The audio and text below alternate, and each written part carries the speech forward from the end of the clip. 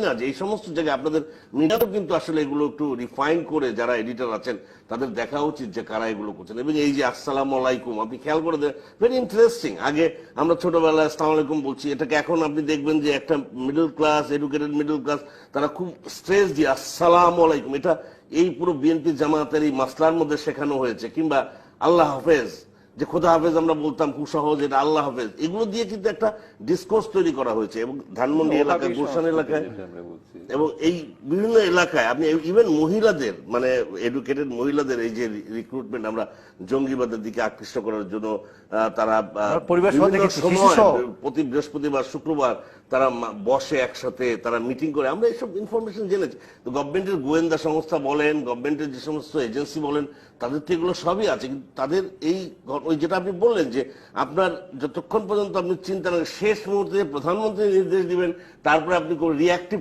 যেই আমরা পুলিশিং এর কথা বলি, প্রো অ্যাক্টিভ কোন অ্যাক্টিভিটিস এর মধ্যে, আমরা হলিউডের ঘটনার পরে আপনি খেয়াল করুন যে কনসেনসাস তৈরি হয়েছিল, এবং সেটা কি এখন তৈরি হয়েছে? যেটা ইউজিসি থেকে বলা হলো যে বিভিন্ন প্রাইভেট ইউনিভার্সিটিতে বাংলা স্টাডিজ পড়ানো হোক, এগুলো কতটুকু রেগুলেট করা হচ্ছে না, সেটি তো একটা বড় ধরনের দুঃখের বিষয়। 100 বিশ্ববিদ্যালয়ের মধ্যে আপনি 10টি বিশ্ববিদ্যালয় পাবেন না যেখানে ভাষা, সংস্কৃতি বা ইতিহাস পড়ানো হবে। তার মধ্যে আমাদের যে বাঙালিত্ব, যে জাতিসত্তার যে পরিচয়, মুক্তিযুদ্ধ যে জন্য, সেটি ভুলে দেওয়ার চেষ্টাই তো সবসময় বলা হয়। এবং MBA BBA তো করা হচ্ছে, যার জন্য চাকরির ক্ষেত্রে সমস্যা হচ্ছে, যে তারা সবাই যে চাকরি পাচ্ছে তাও কিছু না।